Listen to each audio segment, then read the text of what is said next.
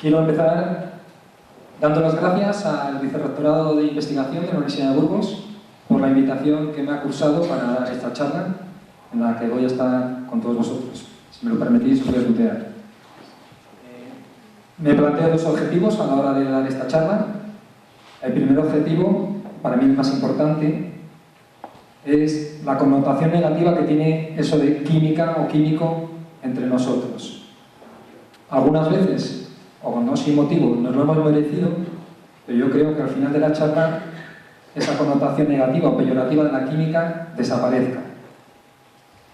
Y el segundo objetivo es que, como todos estáis aquí, será porque tenéis ese pequeño gusanillo de la ciencia y espero poder satisfacerle con las curiosidades que he presentado. Hoy, 15 de noviembre, aparte del cumpleaños de mi amigo Indalecio, mi compañero, es San Alberto Magno, es el patrono de los químicos. Y desde el año 2002, el Ministerio de Educación publicó en el Boletín Oficial del Estado que era el Día de la Química, para dar a conocer a toda la sociedad española la química.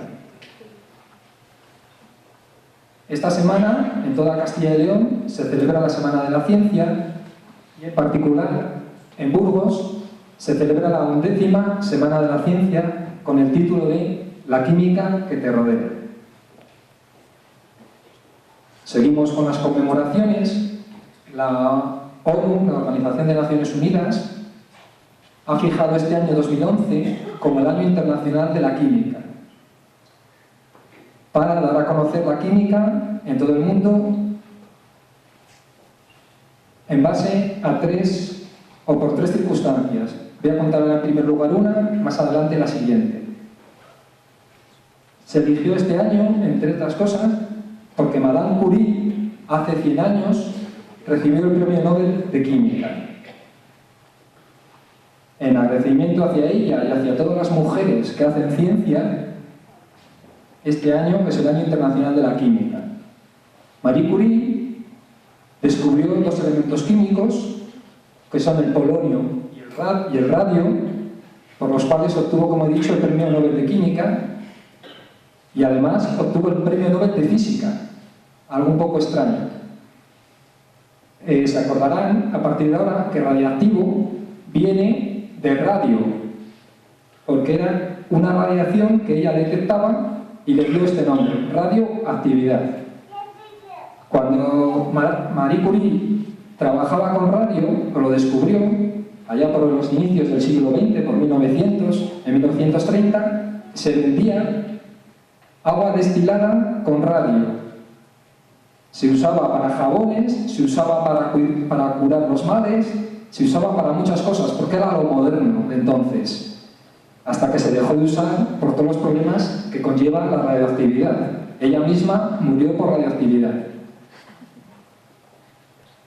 La pregunta que viene a continuación es ¿qué es la química? Podríamos encontrar muchas definiciones, yo he plasmado una. Es una ciencia experimental que tiene por objeto el estudio de la materia, de sus propiedades y de sus cambios de naturaleza. La química participa tanto en los procesos vitales como en la vida cotidiana. En los procesos vitales participa en las reacciones que tienen lugar dentro de nuestro organismo, facilitándonos o proporcionándonos energía, y dentro de la célula. Y a lo largo de la charla veremos cómo participa en la vida cotidiana. Aquí tenemos dos conformaciones, el ADN y el ARN. No sé si alguno de los presentes este sábado estuvo también en el Museo de la Evolución. Se trabajó en familia con el tema del ADN, los niños se pudieron llevar a casa una disolución con el ADN. El ADN y el ARN son ácidos nucleicos que tienen esta estructura. Tienen un grupo fosfato, un azúcar y una base nitrogenada.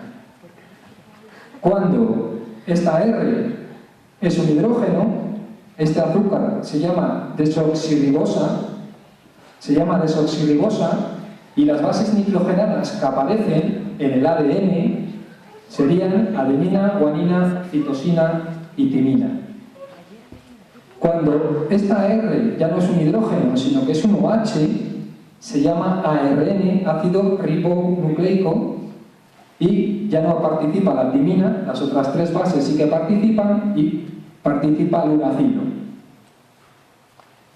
Esto fue descubierto en 1950 y tantos por Watson y Crick, y antes hemos visto en movimiento la conformación B del ADN, o en inglés DNA.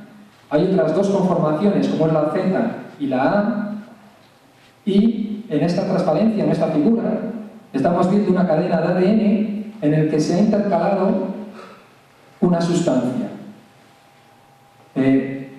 Uno de los avances de la ciencia ha sido combatir el cáncer, plaga de nuestra sociedad. En los años 70 empezó a trabajarse con anticancerígenos como el cisplatino. El cisplatino, parecido a esta sustancia, se enlaza con la sustancia en el ADN de las células malignas, que crecen a una velocidad mucho más rápida que las células normales, provocando por tanto la destrucción del ADN y la destrucción de esa célula maligna y cancerosa. Bueno, terminada esta pequeña introducción, vamos con un poco de historia, no mucha, los orígenes de la química. Estamos en el mejor lugar para hablar de los orígenes de la química, porque el Homo erectus, hace unos 500.000 millones de años, sin él saberlo, fue el primer químico. Y muchos de ustedes, sin saberlo, este verano también han sido químicos. Y me refiero al fuego.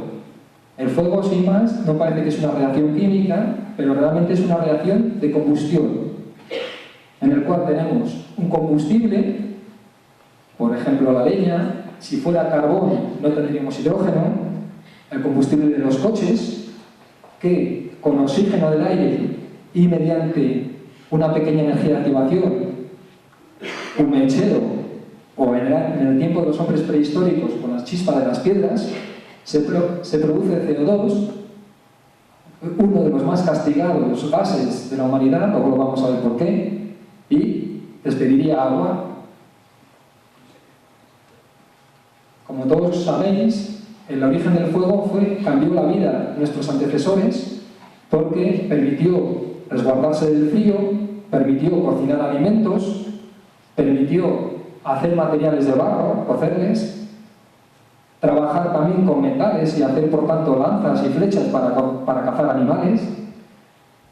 Además, también los hombres primitivos, hemos visto en las cuevas de Altamira, que pintaban en las paredes, no con muchos colores como nos gusta ahora, sino con 4 colores, y estos colores les sacaban de sitios muy diversos. Les sacaban de los fluidos humanos, de las heces, del hígado, les sacaban de la naturaleza, de la arcilla, de la clorofila, y también de sustancias químicas como óxidos de muchos elementos. Después de este paso rápido por la prehistoria, llegamos a la alquimia. A todos nos sonará, la alquimia en Europa trataba de convertir todo en oro. Como ahora todos los gobiernos, pues todos queremos convertirlo en oro. Cualquier material, convertirlo en oro. Ese era el sueño de los alquimistas europeos. Los alquimistas chinos, además, buscaban un elixir que les trajera la juventud y, ¿por qué no?, la vida eterna. De este periodo también destacan los alquimistas árabes. De ahí viene el origen de la palabra alquimia, viene del árabe. A alguno le puede sonar en esta figura algo que se llama alambique, que sirve para destilar. Tenemos otras palabras que vienen de entonces, álcali o base, que seguimos utilizando hoy en día, alcohol, garrafa, nafta. No es hasta el siglo XVII en el que ya se puede considerar la química como una ciencia, y el precursor de ella es Robert Boyle. Hace unos 350 años, esta es la segunda razón de considerar este año como Año Internacional de la Química, Robert Boyle publicó este libro que lleva el título de The Skeptical Chemist, el químico escéptico. Seguimos con la historia. A Lavoisier ya se le considera el padre de la química moderna. Viene 100 años después del químico anterior, trabajó con reacciones químicas y con una balanza y llegó a enunciar la frase tan famosa que tenemos ahí, que muchos de ustedes habrán oído, que la masa ni se crea ni se destruye, solo se transforma. Vamos a definir lo que es lo más pequeño, que es un átomo. Un átomo es una unidad pequeña de un elemento químico que mantiene su identidad. El átomo, que vemos aquí en la figura, está formado por una parte central, núcleo, en el cual se encuentran los protones y los neutrones. En órbita, alrededor del núcleo, se encuentran los electrones. El número de protones va a ser importante posteriormente y es lo que se llama el número atómico. Un átomo hemos visto que era la unidad más pequeña y un conjunto de átomos no es nada más que el elemento, una sustancia constituida por una misma clase de átomos. Los elementos se recogen en esa tabla periódica, que para los químicos fue muy importante y también nos sirve como alfombría el ratón. Esta tabla fue de los descubrimientos de la química de los más importantes. La trabajaron varios autores, pero se debe a Mendeleev y clasifica los elementos dependiendo de su número atómico y nos ayuda mucho a los químicos en nuestro trabajo diario. Tenemos hasta ahora 102 elementos, pero con la combinación de estos 102 elementos se consiguen hasta millones y millones de moléculas. Una curiosidad, el wolframio, también llamado tungsteno, es el único elemento químico descubierto por dos españoles en 1783 por dos hermanos riojanos. Este elemento resiste muy bien la temperatura y por tanto ellos no sabían las aplicaciones de ello, pero se ha aplicado debido a su gran resistencia a la temperatura como arma bélica en la construcción de cañones y algo que todos tenemos en nuestra casa, en bombillas, los filamentos de las bombillas. Hemos visto átomo, elemento, pero los átomos se unen para formar moléculas. ¿Qué es una molécula? Una partícula con individualidad propia formada por una agrupación ordenada y definida de átomos que se unen a través de enlaces químicos. Hay muchas moléculas, por ejemplo el hidrógeno, H2, otra molécula que vamos a recurrir a ella frecuentemente a lo largo de la explicación es el agua, que está compuesta por dos átomos de hidrógeno y uno de oxígeno. Yo no sé si se han planteado alguna vez el tamaño de una molécula. Pues vamos a verlo. Nos fijamos en una gota de agua y en una gota de agua hay 7.000 trillones de moléculas. 7.000 trillones de moléculas, lo cual nos da una idea de que en una gota de agua hay casi infinitas moléculas de agua.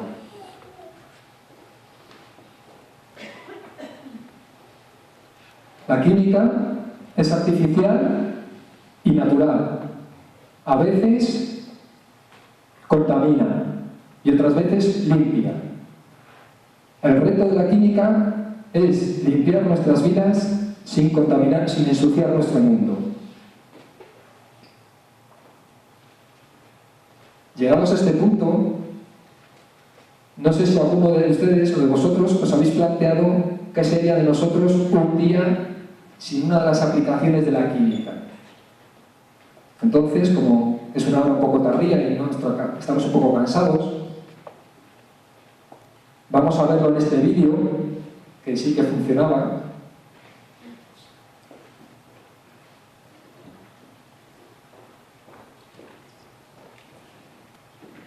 Es un vídeo italiano y cualquiera de nosotros dentro de una hora. Vivir sin química.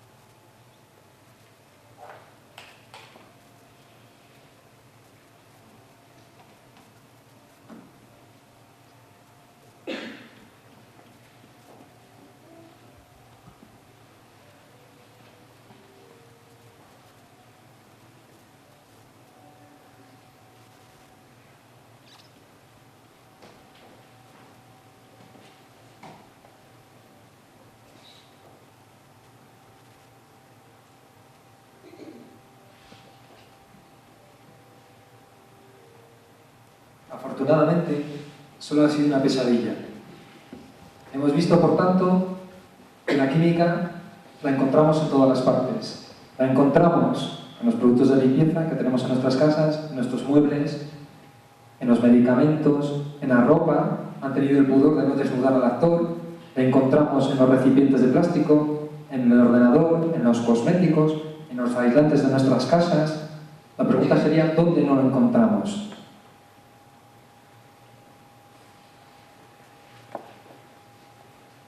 A veces todos somos un poco químicos, porque si planteamos una reacción de este tipo, a lo mejor nadie le suena, pero muchos de ustedes o muchos de vosotros sí que lo han hecho. Mi suegra por lo menos lo ha hecho, y mi abuela, y antes de mi abuela también.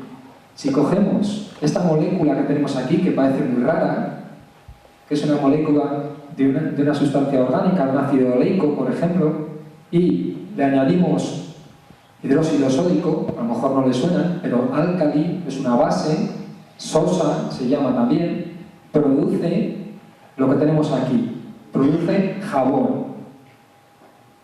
Es decir, cualquiera de vosotros ha hecho una reacción de saponificación en su casa y hemos obtenido los jabones de toda la vida que también quitan las manchas, al que recurrimos en último el caso siempre.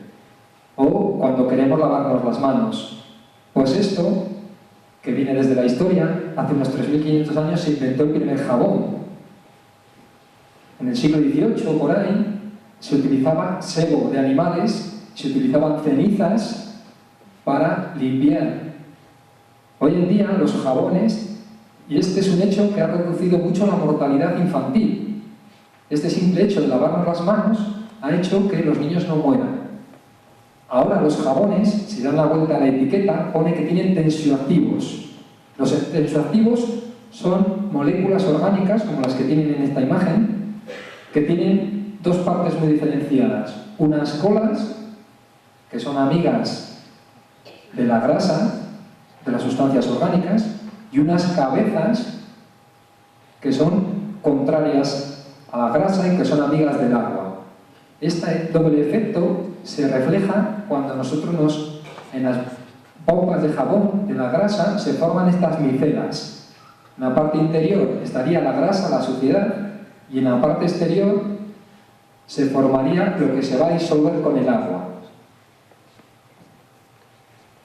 Desde hace muchos años, como viene aquí, 3.300 años, los hombres también han hecho pegamento. Necesitamos el pegamento. ¿Cómo se hacía este pegamento, por ejemplo? Cuando nosotros comemos manos de cerdo o patas, se nos pegan las manos.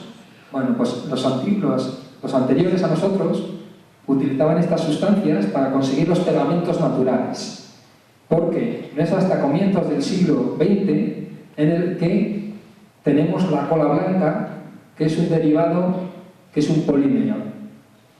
Y en 1950 surge ya el pegamento de contacto, el supergen, que es un isocrinoanitrilo.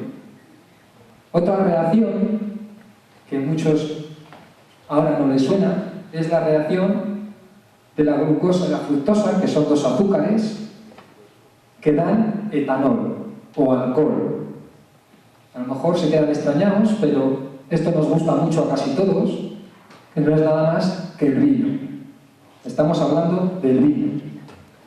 Es decir, la uva que se vendimia por octubre es muy rica en azúcares de glucosa y fructosa. Y por una fermentación alcohólica se convierte en etanol. El etanol viene en las botellas de vino con un 12%. Indica la concentración de etanol.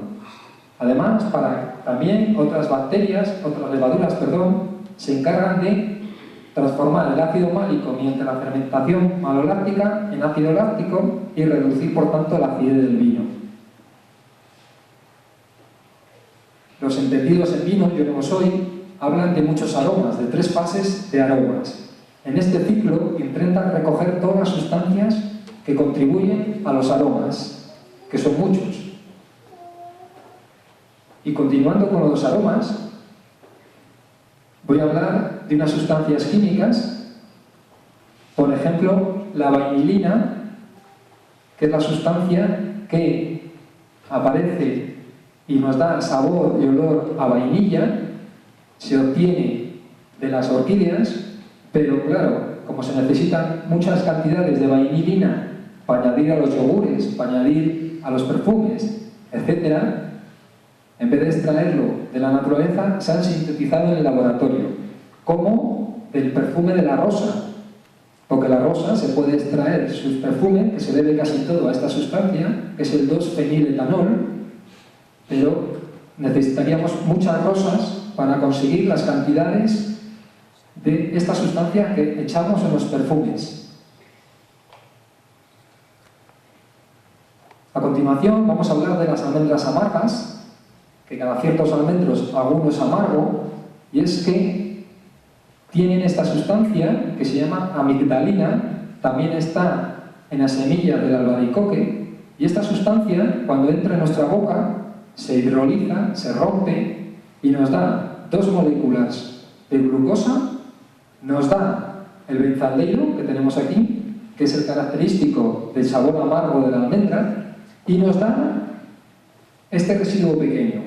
Este residuo pequeño es el ácido cianhídrico, o conocido también como cianuro de hidrógeno.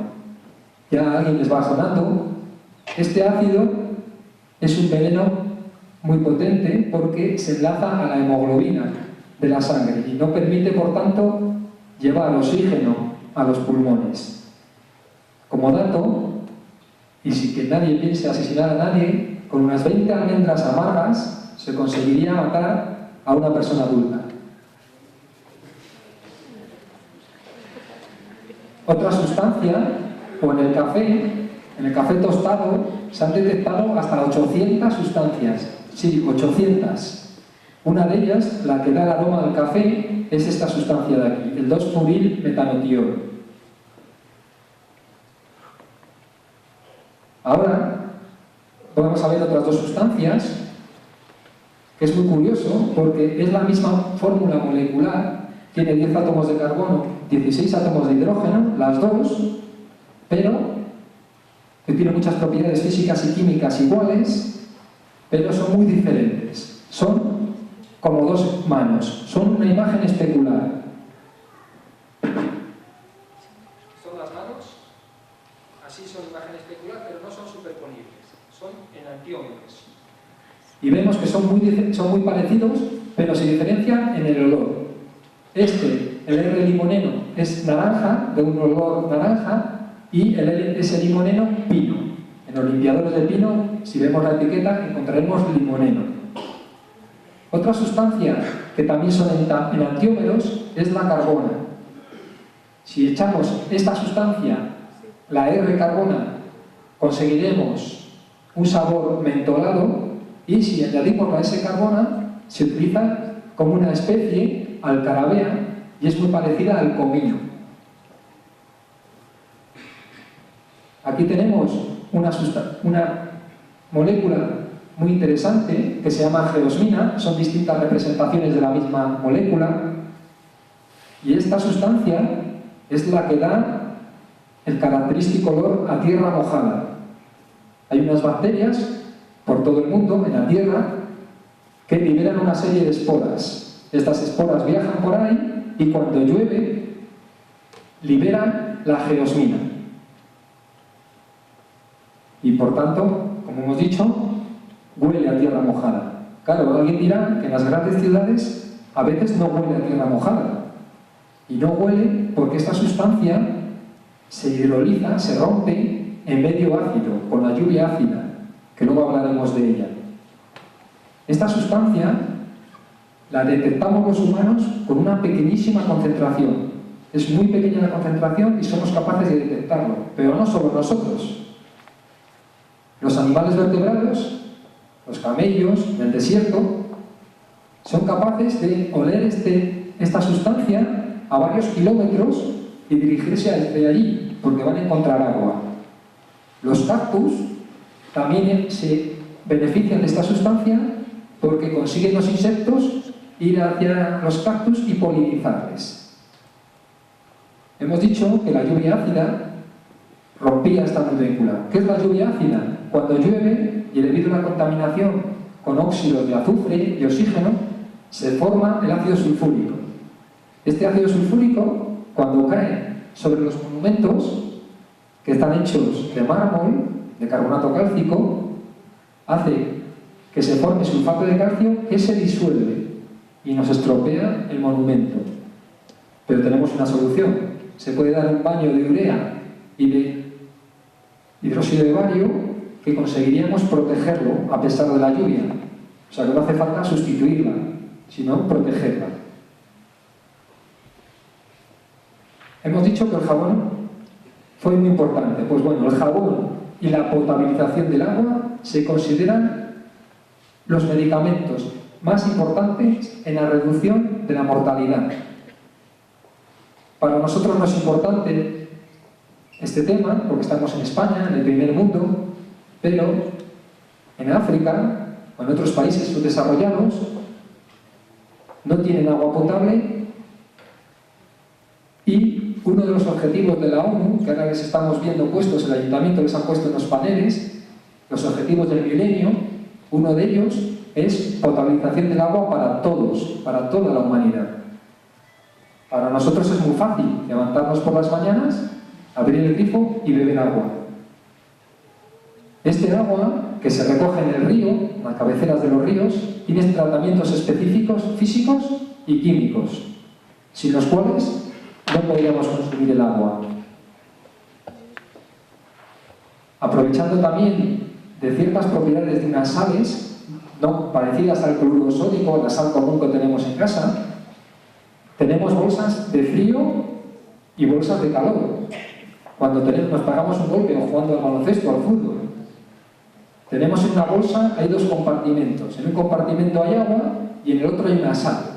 Cuando nosotros agitamos eso bruscamente, se produce la disolución de la sal en el agua y hace, en este caso, es una sal que hace que baje la temperatura, es un proceso endotérmico y nos podemos aplicar hielo inmediatamente. O el efecto contrario sería por calor. Alguien a lo mejor lo ha visto en un café. Compramos un café, le agitamos y ya está caliente, empieza a calentarse.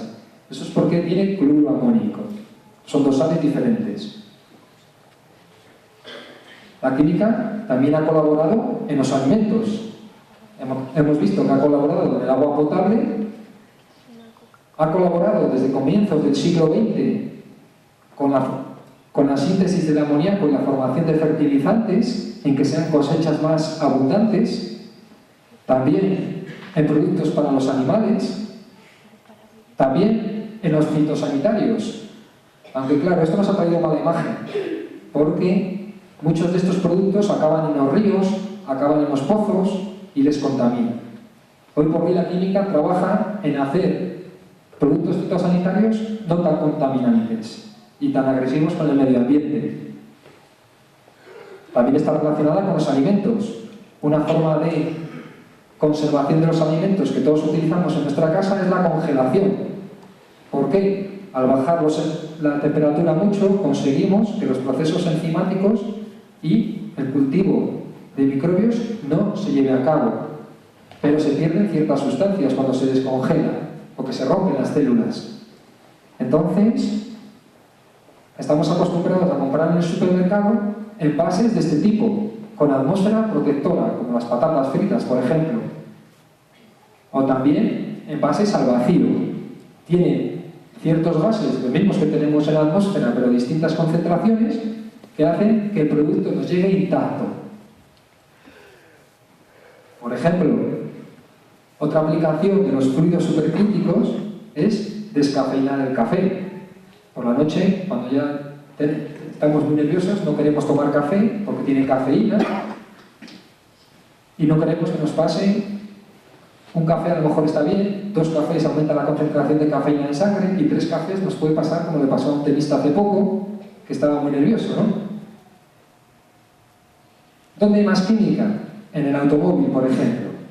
En el automóvil vemos química, por ejemplo, en los anticongelantes. No se ve muy bien en los anticongelantes que echamos en invierno en Burgos para que no se congele el agua del radiador. Tenemos química, por supuesto, en la gasolina, en el gasol que añadimos. Tenemos química en el airbag, que tantas vidas salva. Tenemos química en muchos más lugares, pero esto es tema, yo creo que pensaba de Rodrigo, mañana en la Facultad de Ciencias, a las 8, habrá una conferencia de la química y el automóvil impartida por el director del Parque Científico Tecnológico, Gonzalo Salazar, donde les ampliará mucho más la química en el coche de Fernando Alonso, por ejemplo. La química ha contribuido a la salud. Esta es la molécula de hemoglobina, a la que si se añade el cianuro o se añade el monóxido de carbono, casi todos los inviernos oímos que por mala combustión de las calderas o de los braseros, la gente muere. Muere porque estos gases se unen a la hemoglobina con más fuerza, con una constante mayor que el oxígeno. Entonces, por mucho que respiremos, nos vamos quedando tranquilos y no nos damos cuenta. La química ha contribuido al desarrollo de medicamentos y vacunas, consiguiendo, por tanto, reducir la mortalidad. Para que nos hagamos una idea, los romanos tenían una esperanza de vida de 35 años. En España, hace 100 años, la esperanza de vida era de 40 y tantos años, 45. No creció mucho. Hoy en día, en el 2008, la esperanza de vida es 85 años. En el diseño de fármacos también contribuye la química. Hay dos fases en el diseño de un fármaco. Una fase preclínica, es decir, hasta que se elabora el medicamento, y otra fase clínica, cuando se le da a los enfermos. Bueno, pues en la primera fase, en la fase inicial, colabora la química. Y colabora, por ejemplo, ayudada o con el diseño de ordenadores, porque nos permite hacer cálculos y ver si antes de invertir mucho dinero en estos medicamentos, si nos van a servir o no. También, por supuesto, con los fuegos artificiales que vemos en San Pedro y que a todos nos gustan. Dentro de los fuegos artificiales, dentro de las carcasas, hay productos químicos. Antes de 1970, los fuegos artificiales eran solo sonoros, pero no tenían luces, no tenían colores. Si metemos sodio, por ejemplo, vemos un color amarillo. Si metemos sales de cobre, veremos un color azul, etc. Depende de la sal que metamos dentro de la carcasa, veremos los fuegos tan bonitos. Y después de un fuego artificial, viene esta viñeta, que es un humor gráfico. ¿Dónde más hay química? En el amor. En el amor hay mucha química. Cuando nos enamoramos, o en la primera fase de cuando nos enamoramos, hay un cóctel de hormonas que entran en juego. Hay un estudio muy serio por ahí que dice que hay 3 fases del amor. La primera es el impulso sexual, gobernado por 2 hormonas. Después viene el enamoramiento romántico, que dura año y medio. Y después de eso viene el cariño, porque son otras hormonas las que lo controlan. El título de la conferencia ya se nos ha olvidado, pero era la química al alcance de todos. Entonces, la química al alcance de todos, estamos acostumbrados a ver estas figuras, estos pictogramas. Todos los hemos visto, todos. No solo los profesionales, sino todos los usuarios. Luego veremos por qué. Voy a llamar la atención sobre alguno de ellos. Esta llama representa una sustancia fácilmente o extremadamente inflamable. Estas tibias cruzadas con una calavera ya nos indica que es una sustancia tóxica o muy tóxica. Cuando la sustancia ya no es tan tóxica, encontraremos esta X, es irritante o nocivo. Esto es una sustancia comburente, como el oxígeno. Esto es un explosivo, se ve cómo explota. Un corrosivo, hay que utilizar guantes, lo veremos. Esto está claro, aparece el pobre pez, el árbol sin hojas. Es un producto peligroso para el medio ambiente. ¿Dónde encontramos estos pictogramas? Pues los encontramos en muchos productos. Pero una cosa buena que ha tenido la globalización, y es que Antes, un mismo producto en distintos países tenía distintos símbolos. Y ahora no va a ser así. Ha entrado en vigor lo que se llama sistema globalmente armonizado y estos son los nuevos símbolos que van a aparecer a partir de ahora. Lo que pasa es que hay unos cuantos años en que vamos a ver unos y otros. Hay un símbolo que parece que es nuevo, que es este, que parece que es peligro una botella de vino. No es eso, es peligro una botella de gas comprimido. ¿De acuerdo? Por ejemplo, el butano. Pondrán esta pegatina. O botellas de oxígeno, de hidrógeno, etc. Hemos hablado de los cosméticos. Si los cosméticos les damos la vuelta, suele aparecer también este símbolo. Algunos habrá fijado, y esto nos indica la duración del producto desde que lo abrimos. Es decir, en este caso, se tiene que consumir antes de un año de su apertura, 2 años, perdón, 24 meses, 12 meses. He visto de 6 meses y he visto de 3 años. ¿Por qué es importante utilizar el producto en ese plazo? Porque los compuestos que están dentro se pueden oxidar o se pueden contaminar microbiológicamente. Entonces, a veces, en vez de dejarnos más guapos, harían lo contrario, nos podrían dar alergias. Una sustancia que oímos hasta la saciedad en la publicidad es el ácido hialurónico.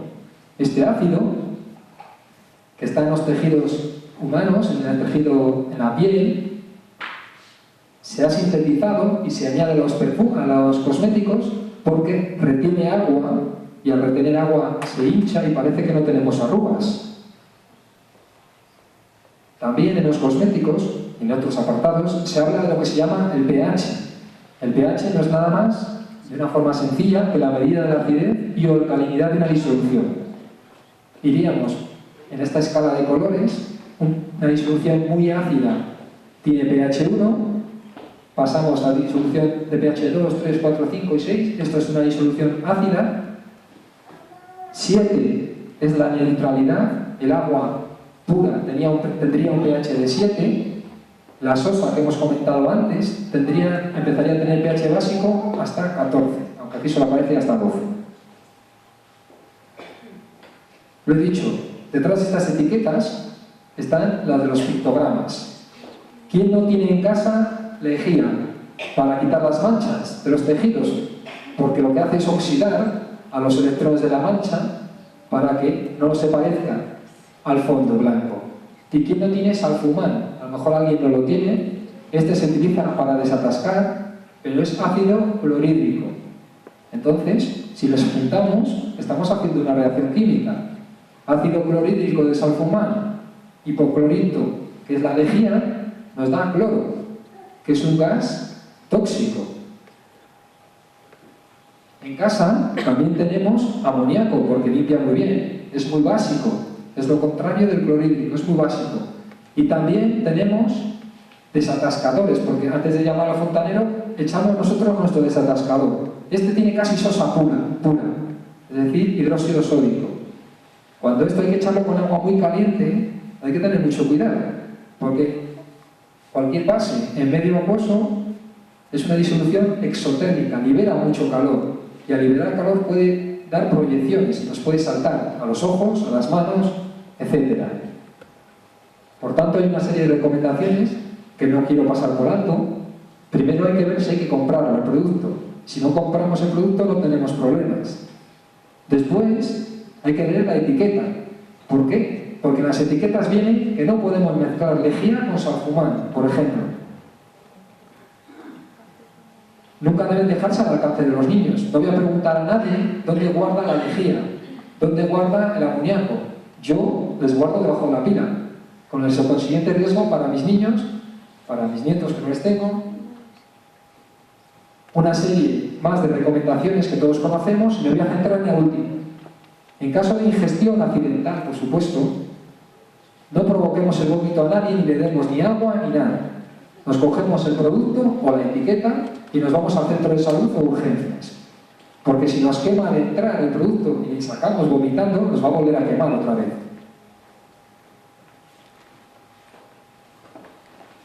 La química también ha contribuido y a lo mejor aquí nos viene la fama, negativamente al medio ambiente. Para distribuir alimentos utilizamos camiones, pero no solo para distribuir alimentos. El otro día venía en el diario que el 80% del parque automovilístico español son diésel. El diésel veremos qué gases suelta. Esta frase, que parece muy actual, todas las cosas son venenosas y nada es inocuo, únicamente la dosis determina lo que no es un veneno. Esta frase, que parece muy actual, tiene 600 años. Se debe a Paracelso y es como lo que hemos comentado del tema de la cafeína. Un café está bien, pero muchos cafés puede ser peligroso. La química actualmente está contribuyendo a captar estos gases de CO2 y enterrarlos bajo tierra. El cambio global, tan conocido, hace referencia al impacto de la actividad humana sobre la biosfera, pero solo es uno de los contribuyentes del cambio climático. Hay más vectores de cambio, como la transformación del territorio, la deforestación, la desertificación, etc. ¿Qué es el efecto invernadero? Todos hemos oído hablar de él. Pues sin él no podríamos vivir. El efecto invernadero es uno de los procesos que ha definido el clima de la Tierra. Sin él la temperatura terrestre sería de menos 18 grados centígrados. Estaríamos en Rusia casi, ¿no? Burgos es frío, pero serían 18 grados. ¿Quién participa en este efecto invernadero? Pues muchos gases. El vapor de agua es el más abundante. El dióxido de carbono, que se producía en la combustión en los automóviles. El metano, las granjas de los cerdos, las granjas de las vacas contribuyen a este efecto. Óxidos de nitrógeno.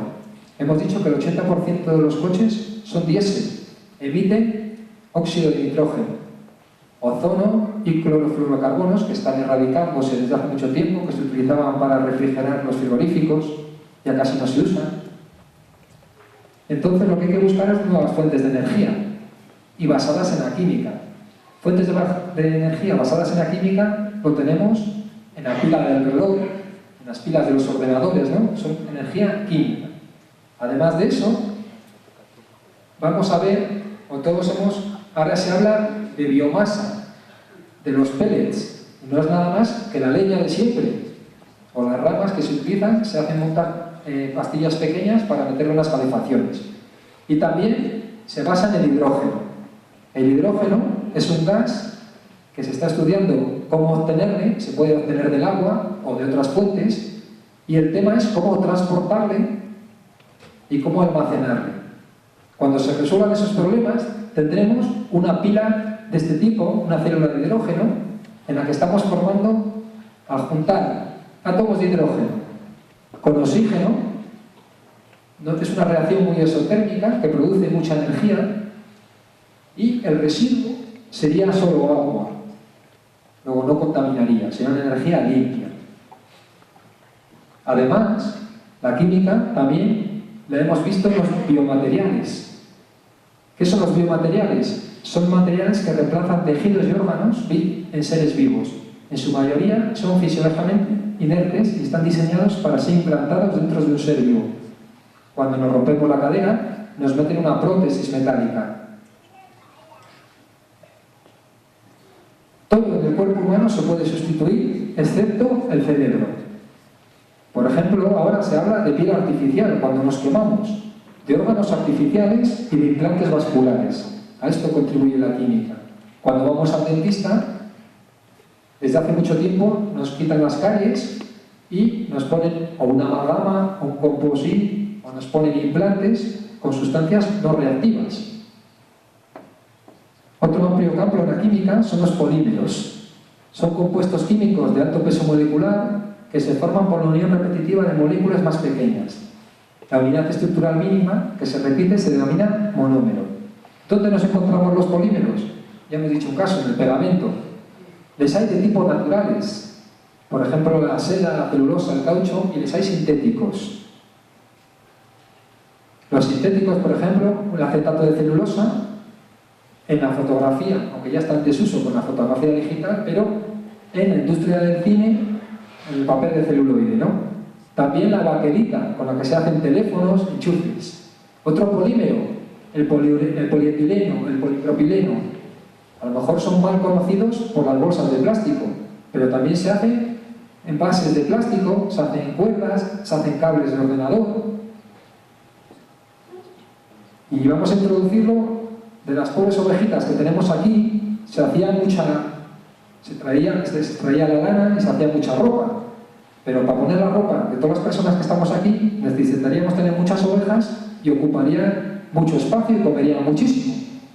Entonces, todos conocemos el nylon o el neopreno, que son otros polímeros sintéticos. Por ejemplo, el neopreno, le hemos visto hace poco cómo los nadadores que utilizan estos trajes van mucho más deprisa y se han llegado a prohibir por ello. También utilizamos polímeros en los trajes ignífugos de los bomberos, en los chalecos antibalas, en los trajes de los astronautas, etc. Eso es un balón de los de hace mucho tiempo, de cuero. Eran poco esféricos y además absorbían mucha agua. Cuando llovía, si no llueve no hay tanto problema, pero si llueve absorbe tanta agua que pesa mucho, dificultando por tanto el juego. Entonces, el último balón con el que ganamos el mundial, el Yabulani está hecho de un polímero, de poliuretano. Es mucho más esférico. ¿Dónde hay más química? En las corbatas, en los tintes. Antes se obtenían los tintes de forma natural.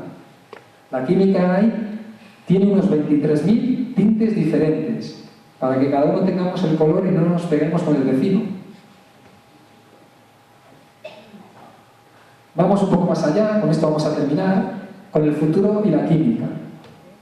Todos conocemos a alguien que se tiene que pinchar insulina para bajar la concentración de glucosa en sangre. Pues la química, dentro de poco, espero que dentro de poco, está diseñando cápsulas de células artificiales llenas de insulina que se libera cuando detectan un aumento de la glucosa en sangre. En vez de pincharnos, tenemos la cápsula y se liberaría.